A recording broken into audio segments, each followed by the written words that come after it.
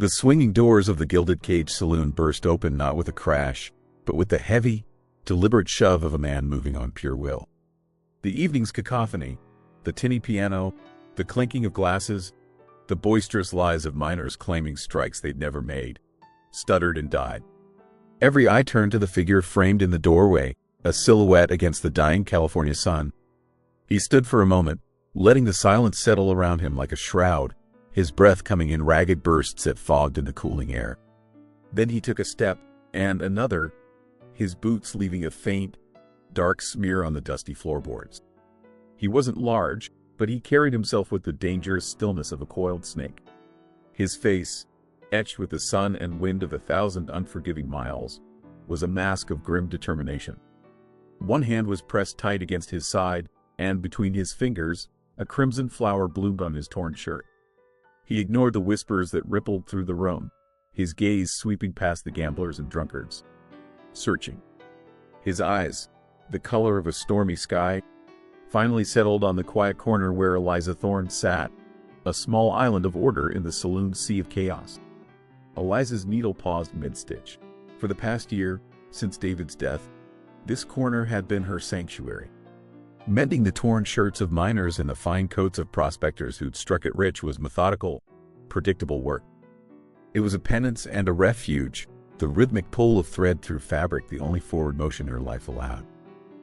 She was a ghost here, a fixture so constant she had become invisible, and she preferred it that way.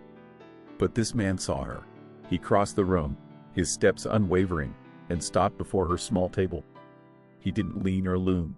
He simply stood, a pillar of contained pain. "They say you're the best," he said, his voice a low, gravelly rasp. "That your stitches hold better than a blacksmith's weld." Eliza looked from his bloodied hand to his face. There was a desperation there that went deeper than the wound. "I meant cloth, not flesh," she replied, her own voice quiet but clear. "The doctor's office is 2 doors down.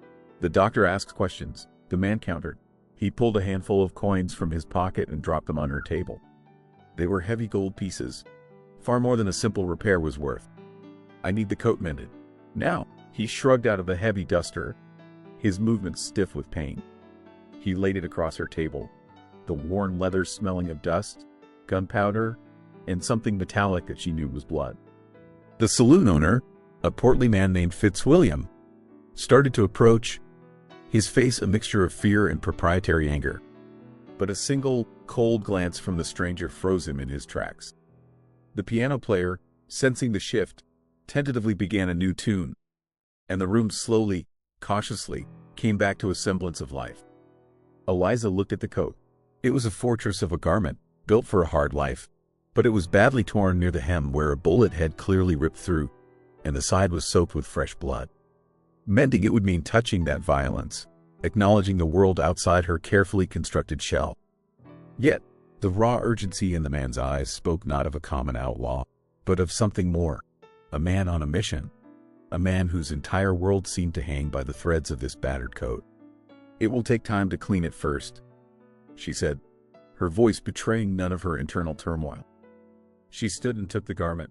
It was heavier than she expected, weighted with more than just leather and wool. She worked in silence, her back to the room. First, she took a damp cloth to the blood, her movements precise and detached, the same way she had cleaned David's tools after he'd come in from a long day of surveying. The wound was on his left side. The bullet had gone clean through. A small mercy.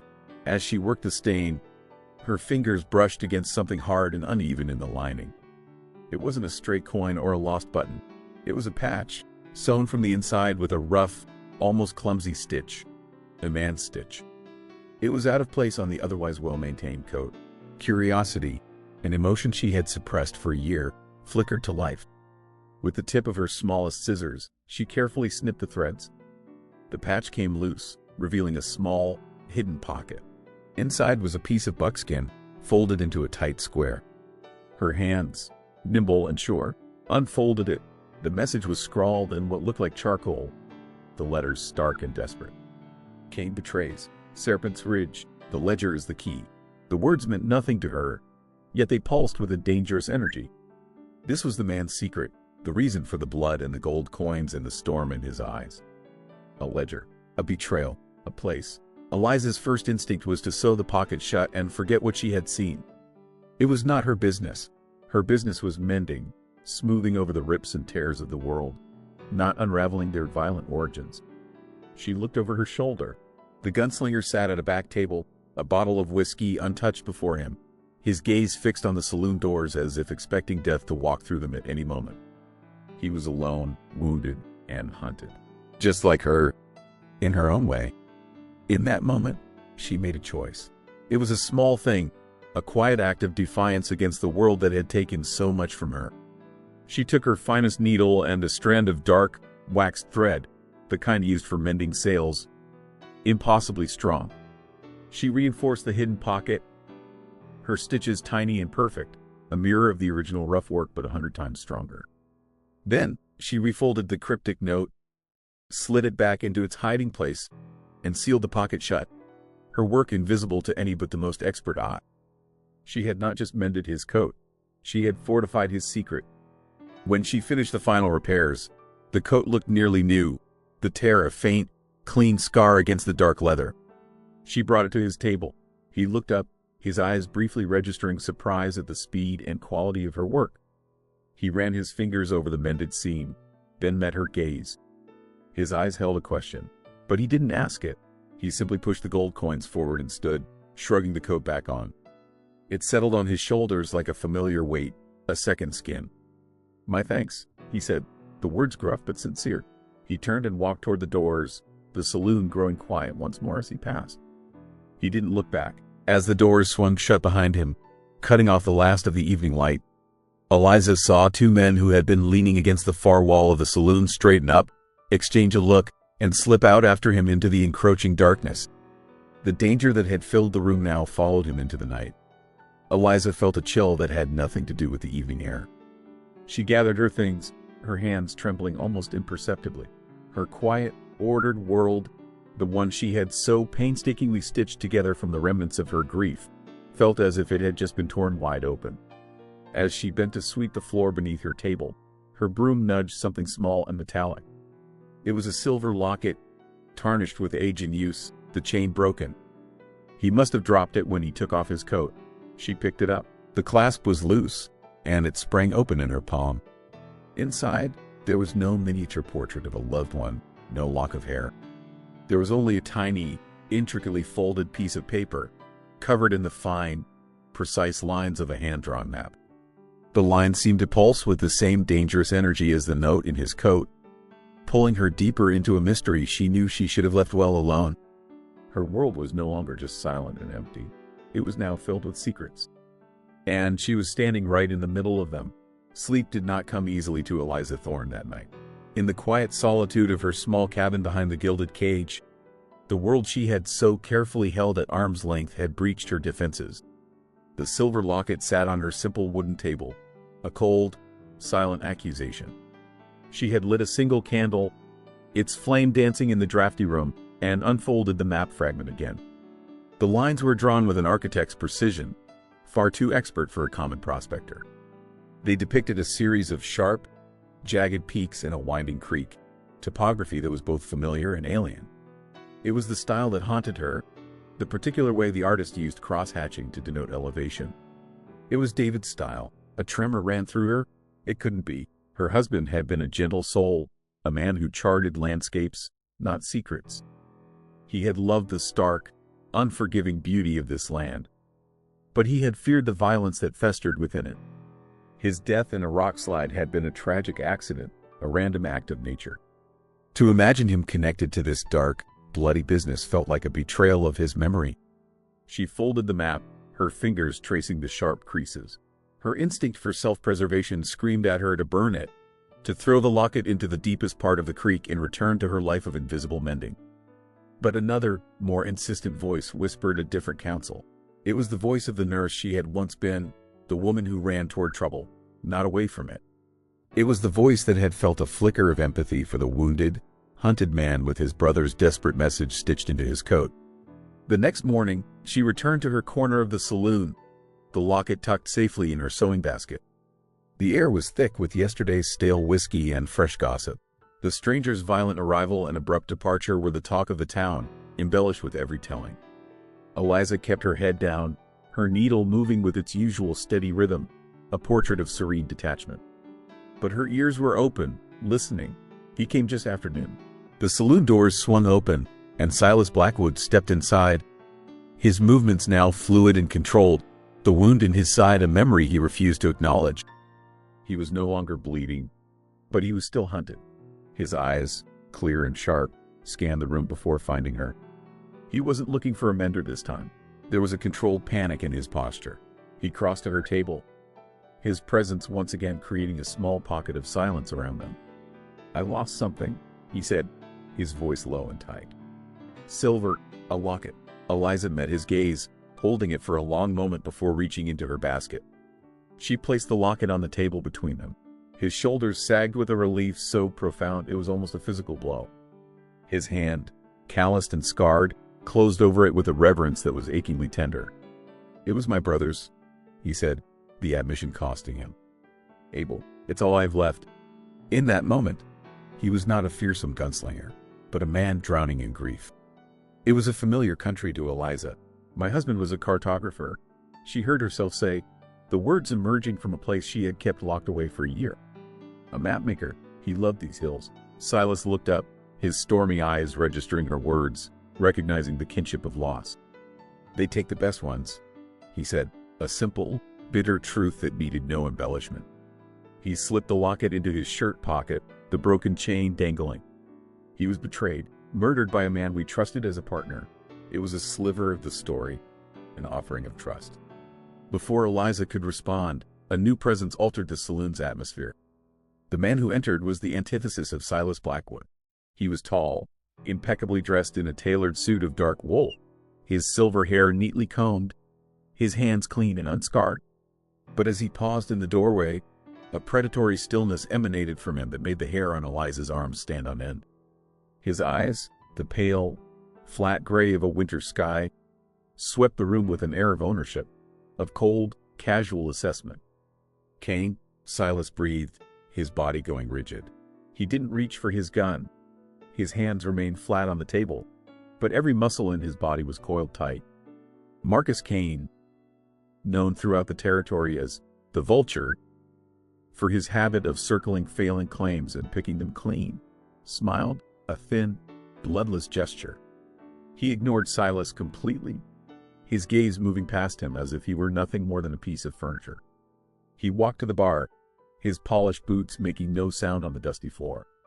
He ordered a brandy, his voice cultured and calm, and then turned to the town's banker, a nervous man named Henderson, who was trying to blend in with the woodwork.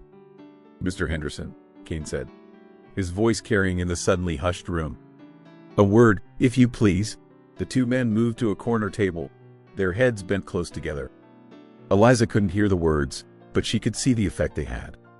Henderson's face grew pale, sweat beading on his brow. He nodded jerkily, his eyes darting around the room as if seeking an escape. Kane, meanwhile, remained utterly composed, sipping his brandy, a predator calmly explaining the terms of surrender to his prey. "He's the one," Silas murmured, his eyes never leaving Kane. "He's the one who killed Abel." The danger was no longer a shadowy threat following Silas into the night. It was here, in the open, radiating a chilling confidence. Eliza felt a knot of fear tighten in her stomach. By helping Silas, by holding his secrets, she was no longer an invisible ghost. She was a thread in this violent tapestry, and Kane was a man who knew how to pull threads until the entire thing unraveled. Suddenly, the tense quiet was shattered by a scream from the street outside. It was a child's cry, high-pitched and terrified, followed by the frantic shouts of a woman. The saloon emptied in a rush, patrons surging through the doors to see the commotion. Eliza and Silas were carried along with the tide.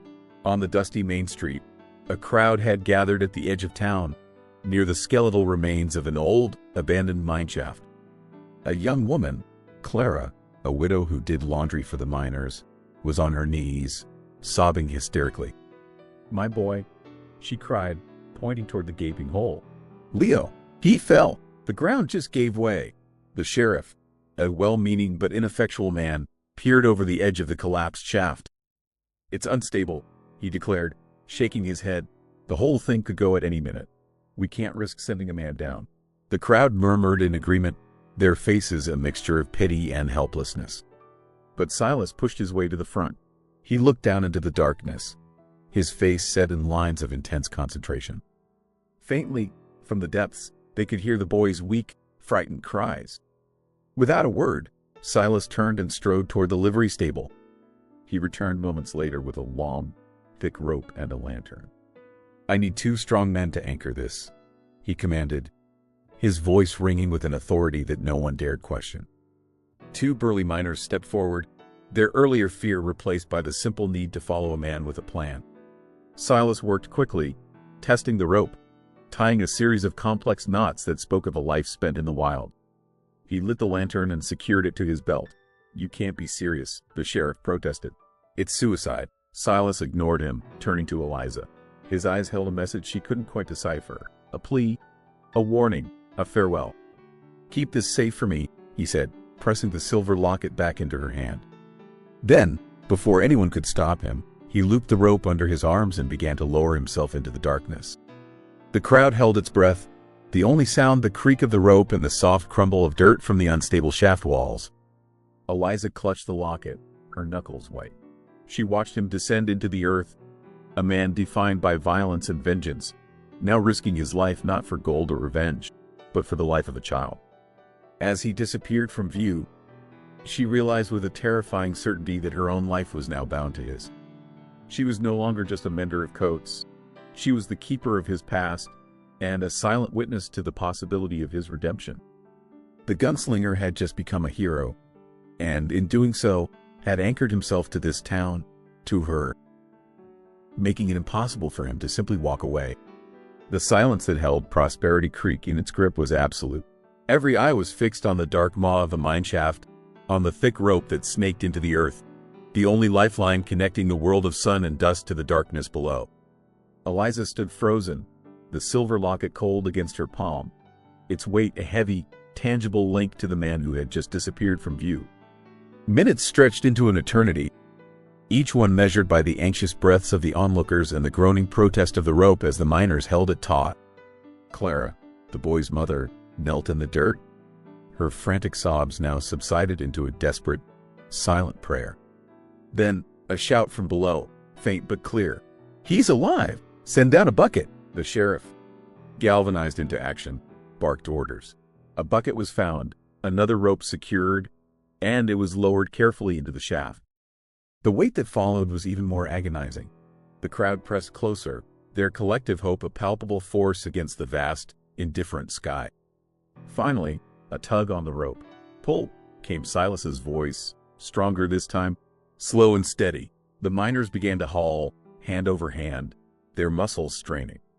The bucket appeared first, a small, dirt-streaked boy, Leo, curled inside, his face pale with terror but his eyes wide with wonder. A cheer erupted from the crowd as Clara rushed forward, snatching her son from the bucket and crushing him in a tearful embrace. But Eliza's gaze remained fixed on the shaft. The rope was moving again. Silas emerged moments later, covered in dirt and grime, a long gash on his forehead bleeding freely. He hauled himself over the edge and collapsed onto the ground, his body shaking with exhaustion. The town's gratitude washed over him in a wave. Men slapped his back, women offered him water, and for a moment, Silas Blackwood, the feared gunslinger, was something else entirely. He was their hero. He looked overwhelmed, disoriented by the praise, a man more comfortable with fear than admiration. His eyes found Eliza's through the throng, and in them, she saw not triumph, but a deep, aching weariness. He had faced death again, not in a hail of bullets, but in the suffocating darkness of the earth. And it had cost him something. Later that evening, as the town celebrated its small miracle, Eliza found him sitting alone on the edge of the saloon porch, staring out into the darkness. The gash on his forehead had been crudely cleaned, but still oozed blood. She approached quietly, carrying a small basin of warm water and a clean cloth. "You should let me tend to that," she said, her voice soft. He looked up, startled, as if he hadn't noticed her approach. He didn't protest, simply watched as she knelt before him, her movements gentle and sure as she cleaned the wound. "They're calling you a hero," she said, dabbing at the cut with an antiseptic she had prepared. "I'm no hero," he rasped. "I just knew the knots." Their faces were close in the dim light from the saloon doors. She could see the lines of exhaustion etched around his eyes, the deep well of pain that his actions had momentarily masked. He was a man carrying a burden so heavy it had shaped him, bent him into the dangerous form he now inhabited. "Come back to my cabin," she said, the invitation surprising them both. "Away from this noise. You need a proper meal. You need to rest." He studied her face, searching for a motive, a trick. He found only a quiet, steady sincerity. He nodded once, a gesture of surrender. In the small, clean space of her home, away from the prying eyes of the town, the carefully constructed walls around Silas Blackwood began to crumble. The cabin was a testament to Eliza's quiet, ordered life, a simple table, a neatly made bed, a shelf of David's books, and the scent of lavender and clean linen. It was an oasis of peace in a world he had only known as a battlefield. She served him a simple stew, rich with vegetables from her small garden. He ate with the slow, deliberate hunger of a man who had forgotten what a home-cooked meal tasted like. As he ate, he began to talk. The words came haltingly at first, then in a torrent, as if a dam had broken. He told her everything about the gold strike, a seam so rich it promised a lifetime of security. About his younger brother, Abel, a dreamer with a quick laugh and hands that could build anything. And about Marcus Kane, their partner, a man with a silver tongue and a heart of stone. "We were at Serpent's Ridge," Silas said, his voice low, his eyes fixed on a point in the distant past. "Finalizing the claim. Kane had the ledger. It was our deed, our proof of partnership. He said he saw riders, a claim jumping crew. Sent me to scout the West Ridge, Abel to the east." He paused, swallowing hard. "It was a lie. There were no riders. By the time I realized something was wrong, it was too late. I heard the shot." He described finding Abel's body, the claim ledger gone, and Kane standing over him, a smoking pistol in his hand. "Kane had shot him, too, and left him for dead. But I didn't die," Silas finished, his voice a raw whisper. "I crawled for 2 days with a bullet in my lung. Abel, before he died, he must have known." He tore that piece of buckskin from his pouch, scribbled the note, and stitched it into my coat. It was the last thing he ever did. The story hung in the small cabin, a tale of greed and betrayal as old as the hills themselves. Eliza listened without interruption, her heart aching for the man before her, for the brother he had lost. When he was finished, she didn't offer empty platitudes or condolences. She offered something more valuable. "Let me see it," she said. "The note, and the map from the locket." He hesitated for only a moment before retrieving them. He laid the 2 small, precious pieces of his past on her table. Eliza lit another candle, her face intent as she studied them. David had taught her to read maps, to see the stories hidden in the lines and symbols. "This stitch," she murmured, her finger tracing the rough seam Abel had made. "It's a signal knot. Sailors use it. It means danger or look closer." She carefully examined the buckskin note under the candlelight. "The ink. It's faded, but it's not just words. There are other marks, almost invisible." She took a fine brush and a small pot of water, and with the delicate touch of a surgeon, she gently moistened the buckskin. Faint, spider-web-thin lines began to appear between the scrawled words, connecting letters, forming patterns. "It's a cipher," she breathed, her voice filled with a mixture of awe and excitement. "Your brother didn't just write a note, Silas. He drew a map, a coded one. And I think the stitch is the key to decoding it." Silas stared at the buckskin, then at Eliza, his expression one of stunned disbelief. For months, he had carried his brother's last words, seeing them only as a cry of betrayal. He had never imagined they were a key, a path forward. Eliza's mind, dormant for so long, was now sharp, focused, alive with purpose. Her skill was no longer just for mending the torn fabric of a community. It was for mending a broken past, for piecing together a puzzle of justice. "The locket map shows the general area of Serpent's Ridge," she explained, her words coming faster now. "But this is the specific location. Abel was telling you exactly where the ledger is hidden. They bent their heads together over the small table, the gunslinger and the seamstress, their worlds colliding in a shared quest. His knowledge of the land and his brother, her knowledge of maps and hidden meanings. They were no longer just two lonely, grieving people. They were a team, as they worked, tracing the faint lines, deciphering the code. A new and unfamiliar feeling began to take root in Silas's chest. For the first time since Abel's death, he felt a flicker of something other than the cold, hard flame of vengeance. It was hope. The night was late when they had their first breakthrough. A series of letters, when connected by the cipher, spelled out a word, under. It was a start, a crucial piece of the puzzle. At that exact moment, the fragile piece of the cabin was shattered. A floorboard creaked on the porch, followed by the faint scrape of metal against the lock. Silas was on his feet in an instant, his gun appearing in his hand as if by magic. He moved with a silent, lethal grace that was terrifying to behold. He put a finger to his lips, gesturing for Eliza to stay back, his body a shield between her and the door. The lock gave way with a soft click. The door swung open slowly, revealing the dark silhouette of a man against the moonlit sky. The intruder was halfway into the room before he even saw Silas. There was no gunshot, no shouted warning, just a blur of motion as Silas moved, disarming the man with brutal efficiency. A sharp crack of bone, a muffled cry of pain, and the intruder was on the floor, his arm bent at an unnatural angle. Silas stood over him, his face a cold, hard mask in the candlelight. "Who sent you?" he demanded. The man, one of Cain's thugs from the saloon, cradled his broken wrist, his eyes wide with terror. "Cain," he gasped. "He wants the coat," he said to get the coat. The message was chillingly clear. Cain knew about the note. He had sent his man not to kill, but to retrieve the one piece of evidence that could destroy him. And now he knew that Silas and Eliza were working together. The danger was no longer a distant threat on a remote ridge. It was here, in her home, in her life. The sanctuary she had so carefully built had been breached, and there was no going back. The aftermath of the attack left a scar on the cabin's quiet atmosphere. The broken lock was a stark reminder of their vulnerability, a symbol of a world of violence that had forced its way inside. Silas, his face a granite mask of controlled fury, bound the intruder's hands and gagged him with a strip of cloth from Eliza's mending basket. He deposited the groaning man in the small root cellar, a temporary prison until he could be delivered to the sheriff. But the immediate threat had been replaced by a deeper, more insidious one. Guilt radiated from Silas in waves. He had brought this danger to her doorstep, had shattered the peace she had so painstakingly constructed. As the first light of dawn filtered through the cabin window, he stood, his posture rigid. "I'll leave at first light," he said, his voice flat. "He won't stop until he has what he wants.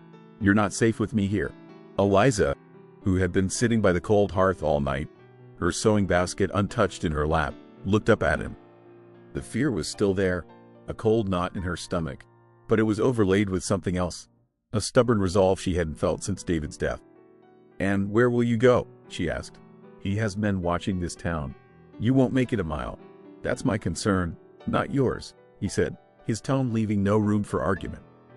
"You made it my concern when you collapsed on my doorstep with a bullet in your side," she countered, her voice quiet but firm. "You made it my concern when you risked your life to save a child. And I made it my concern when I chose to help you." She stood and faced him, her small frame seeming to radiate an unexpected strength. "I'm not a fragile piece of glass, Silas. David's death broke me, but it didn't shatter me. I will not be scared away from doing what is right." He stared at her, a conflict raging in his stormy eyes. The gunslinger's instinct was to run, to protect her by leaving. But the man who had pulled a child from the darkness of the earth wanted to stay, to stand his ground. "I'll stand guard outside," he said finally, a compromise. "Through the night. He won't get to you again." He was as good as his word. That night, and the nights that followed, Silas became a silent guardian. He slept in the barn, but spent the dark hours on her porch, a spectral figure wrapped in a blanket, his rifle across his lap. This forced proximity wove a new, intricate pattern into their relationship. In the deep quiet of the late hours, Eliza would bring him a blanket or a steaming mug of coffee, and they would talk, their voices low whispers against the vast silence of the prairie. He spoke of Abel, of their shared dreams of building a ranch, of a life beyond the endless search for gold. She spoke of David, of his quiet humor, his passion for the stars, the way he could make her feel safe in a world that had always felt precarious. They were two solitary souls, sharing the ghosts of their pasts, and in doing so, they began to ease the loneliness that had defined both their lives. Their fragile alliance found unexpected support from the town. Clara, the mother of the rescued boy, began leaving parcels of food on Eliza's doorstep: a freshly baked loaf of bread, a jar of preserves, a few precious eggs. Leo, her son, would often accompany her, a silent, adoring shadow who would leave small, carefully chosen stones or wildflowers for the man who had saved him.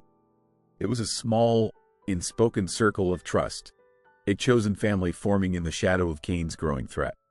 This quiet support stood in stark contrast to the fear that Cain continued to wield over the rest of the town.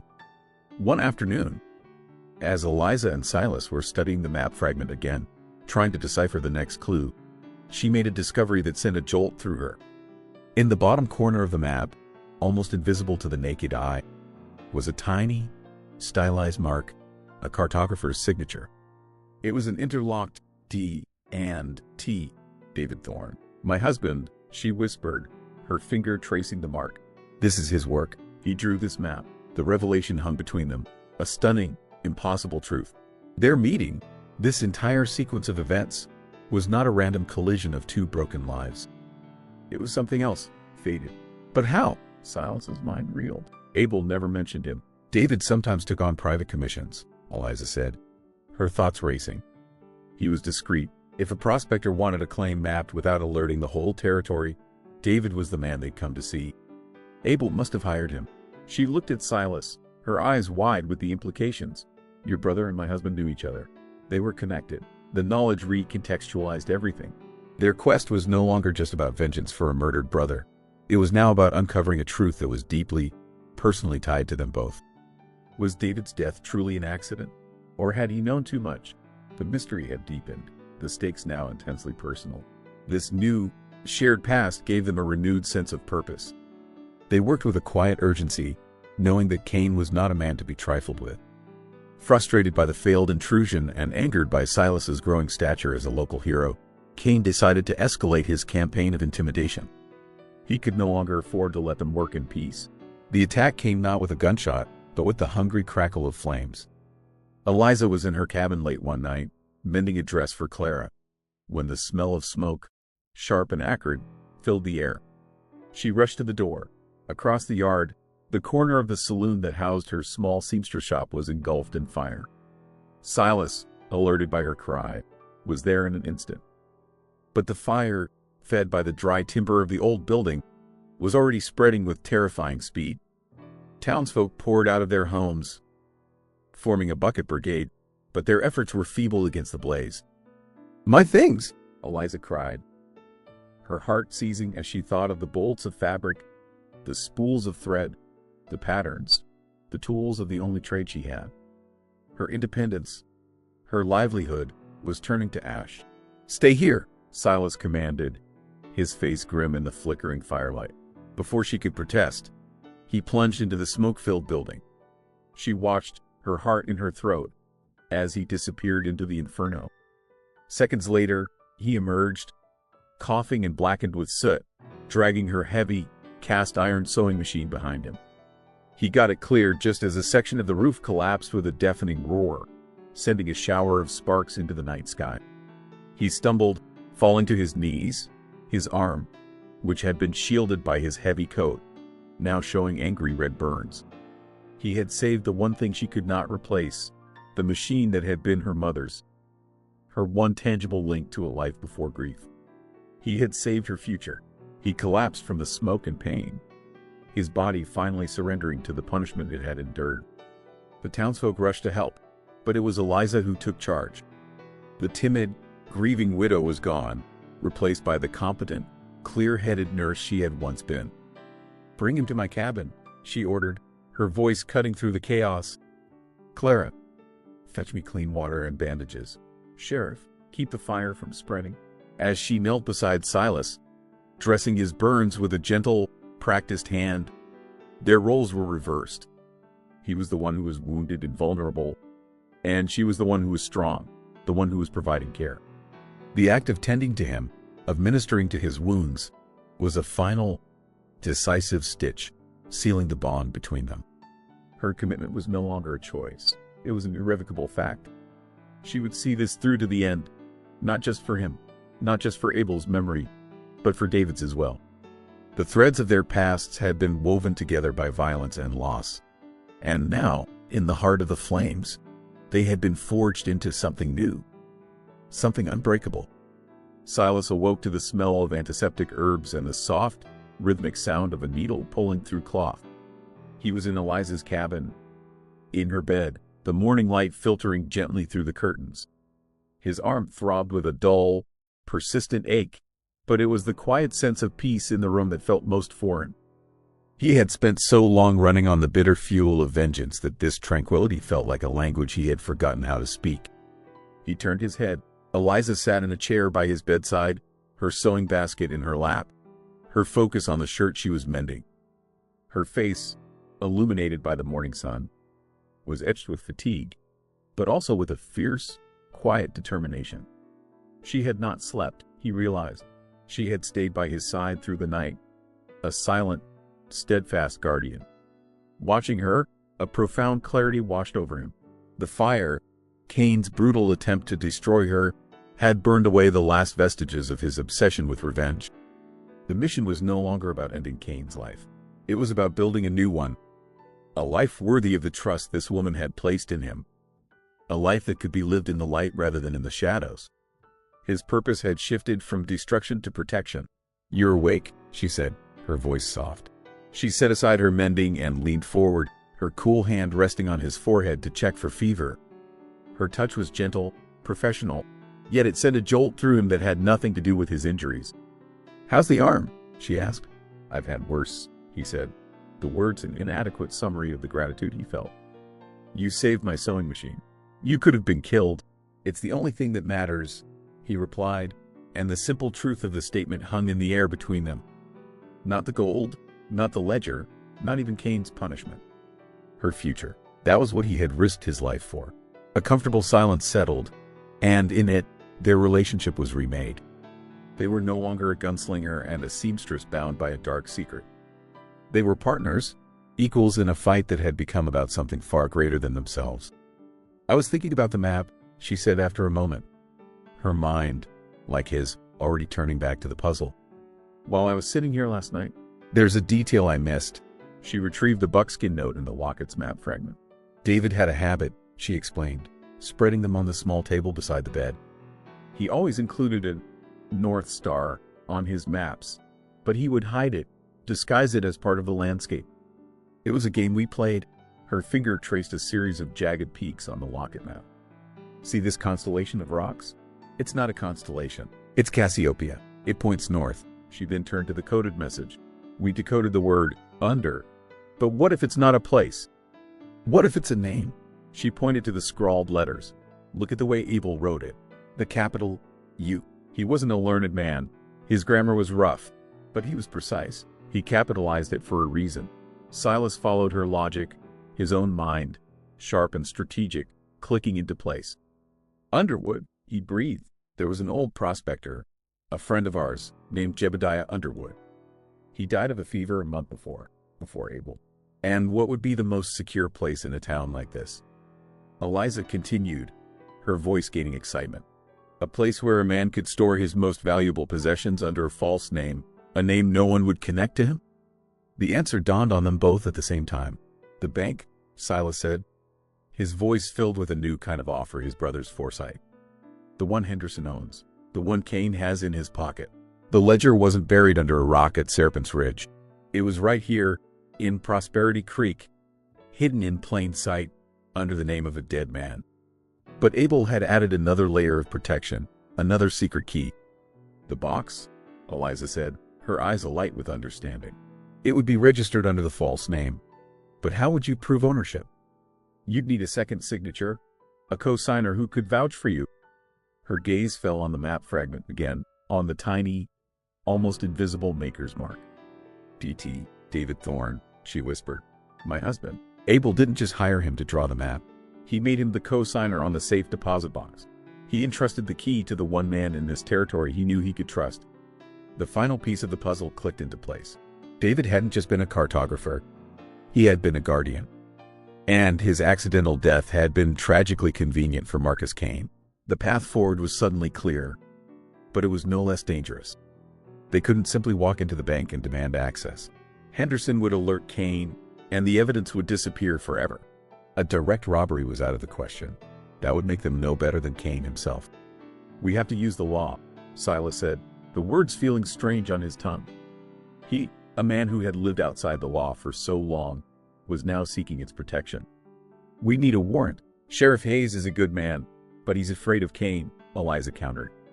He won't act without irrefutable proof, and Henderson will deny everything. Then we give him no choice, Silas said, his mind already formulating a plan. We don't go to him as fugitives, we go to him as citizens, with the town at our back. The strategy was audacious. They would rally the people of Prosperity Creek.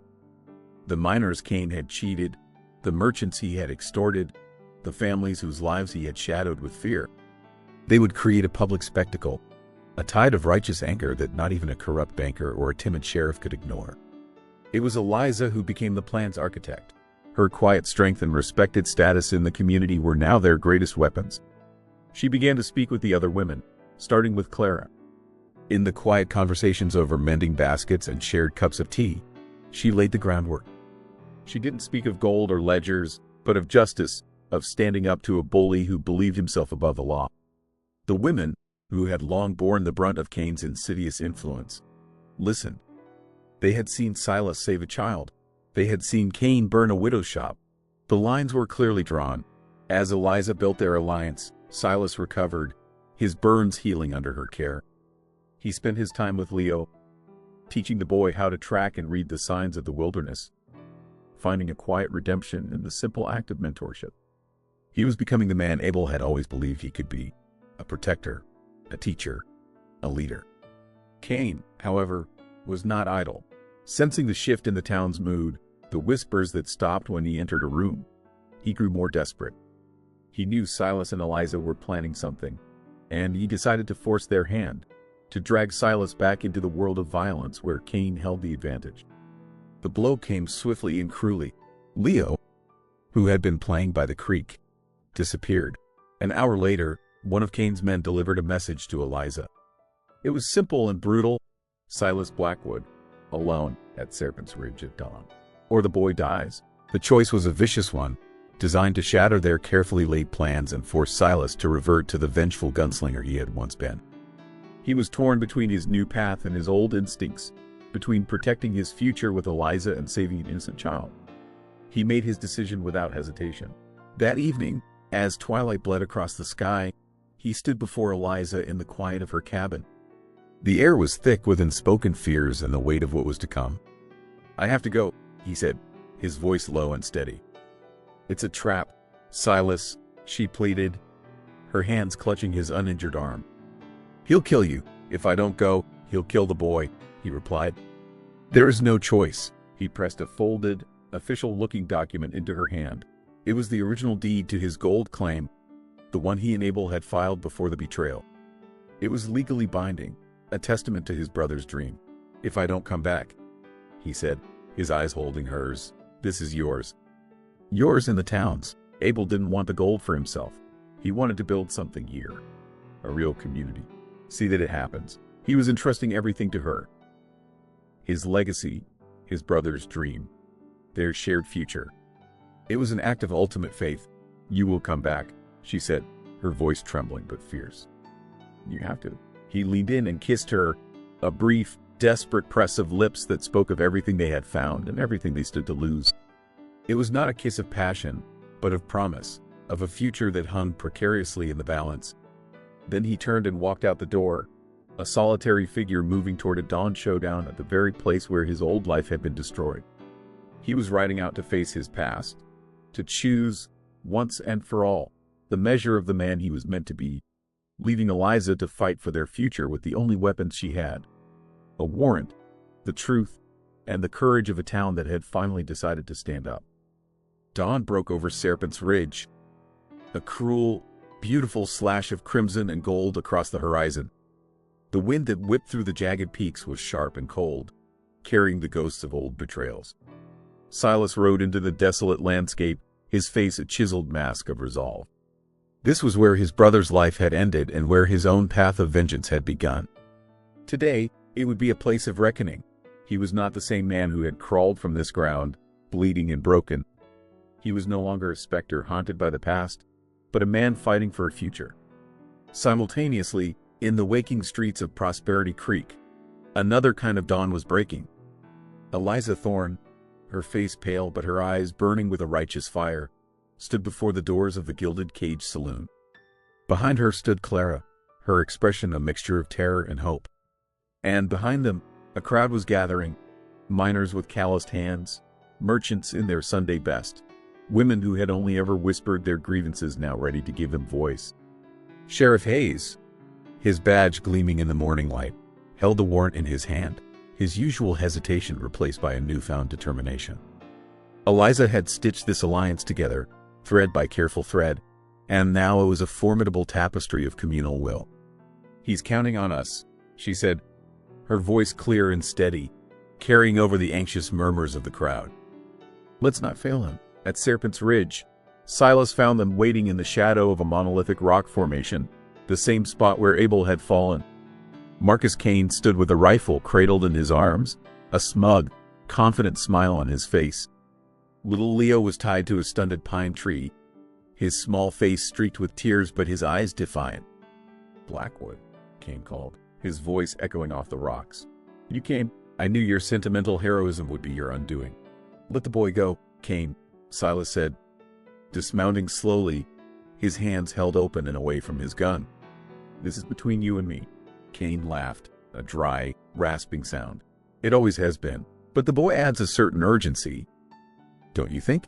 Now, the coat, Abel's little secret." "Give it to me." "It's not in the coat anymore," Silas replied calmly.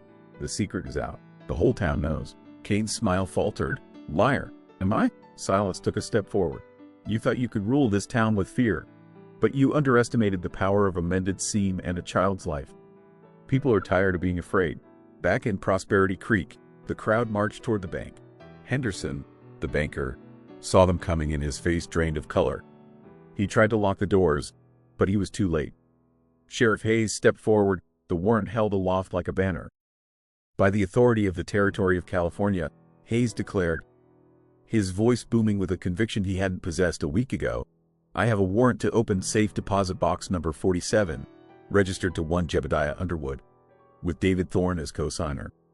Henderson sputtered, his eyes darting to the angry faces behind the sheriff. "This is preposterous. It's a violation of privacy." "The only thing being violated here is the law, Henderson," Eliza said, stepping to the sheriff's side. "And your partnership with a murderer." The banker flinched as if struck, faced with the unyielding will of the entire town. His resolve crumbled. He led them, trembling, into the vault. At Serpent's Ridge, the battle had become one of wits. Silas, knowing he was outgunned, used the terrain to his advantage. He was not the gunslinger Kane expected, the man who would charge in with pistols blazing. He was a survivor, a tactician. He created diversions, used echoes to mask his movements, and led Kane on a grueling chase through the treacherous rocks. He was no longer hunting Kane. He was hurting him. "You can't run forever, Blackwood," Kane shouted, firing a shot that ricocheted wildly off the canyon wall. "I'm not running." Silas's voice seemed to come from all directions at once. "I'm choosing the ground. Something a back shooter like you would never understand." In the bank vault, Henderson fumbled with the key. The safe deposit box was long and narrow, made of heavy steel. He pulled it from the wall and placed it on the table. The silence in the vault was thick with anticipation. With a final, reluctant click, the lock opened. Inside, there were 2 ledgers. The first was the original claim to the gold strike, its pages filled with Abel's hopeful scrawl and Silas's more pragmatic notes. The second was a different kind of record. It was a journal, its pages filled with the precise, elegant handwriting of David Thorne. Eliza's breath caught in her throat. Hayes began to read aloud. It was a confession, David detailed how Cain had coerced him into their partnership, threatening Eliza's safety if he refused. He described Cain's paranoia, his greed, and finally, his chilling, premeditated plan to murder the Blackwood brothers and seize the claim for himself. "I am a coward," David had written on the final page. "I have enabled a monster because I fear for my wife's life. I have hidden this ledger in the hope that one day, Silas Blackwood, a man of honor, might uncover the truth. If you are reading this, it is because I have failed. Do not let justice fail with me." The evidence was absolute, irrefutable. Henderson collapsed into a chair, his face ashen. The reign of Marcus Cain was over. The final confrontation at Serpent's Ridge was not a dramatic duel. It was a quiet, decisive end. Silas, having led Cain into a narrow box canyon, appeared on the ridge above him. His pistol aimed not at Cain's heart, but at his gun hand. "It's over, Cain," Silas said, his voice devoid of hatred, filled only with a weary finality. "You're going to face the law. You're going to answer for what you did to Abel." Cain, enraged and cornered, raised his rifle. But before he could fire, Silas's shot cracked through the air. The rifle clattered from Cain's nerveless grasp, his hand shattered. He stared at Silas, his eyes filled with disbelief. "You could have killed me." "The man you made would have," Silas replied. "The man I am now is bringing you to justice." He returned to Prosperity Creek not as a wounded outlaw, but as a protector. He rode in with Cain slumped over his saddle, a prisoner, and Leo perched safely in front of him. He was met not with fear or suspicion, but by a town that rushed to greet him, to claim him as their own. His eyes found Eliza in the crowd. She was standing on the steps of the bank, David's journal clutched in her hand. Their gazes locked, and in that silent, heartfelt moment, the last of the shadows between them dissolved. Words were unnecessary. The past had been reconciled. The future was waiting. With Cain and Henderson arrested and the ledgers secured, the gold claim was returned to its rightful owner. True to his word, Silas Blackwood drew up a formal partnership with the town of Prosperity Creek. The wealth from the mine would not create another tyrant, but would instead build a school, a proper doctor's office, and a fund to support the widows and orphans of the territory. His brother's dream of building something lasting would finally be realized. Months later, as the California hills turned to gold under the autumn sun, Silas and Eliza stood on a ridge overlooking the bustling town. Below, the frame of the new schoolhouse was rising, its raw timber promising a future built on knowledge, not greed. Clara and Leo had joined their small, unconventional family, 2 more souls mended by the community's embrace. "He would have liked this," Silas said, his arm around Eliza's shoulders. "Abel, he always saw the best in people." "So did David," she replied, leaning her head against his shoulder. They would have been good friends. The setting sun cast their long shadows across the land, 2 figures who had found each other in the wreckage of their lives and stitched together a new one, stronger and more beautiful than either could have imagined. They had mended more than just a coat. They had mended a community, and in doing so, had mended themselves. This was the true measure of a man, Silas realized. Not in the vengeance he sought, but in the hope he chose to build.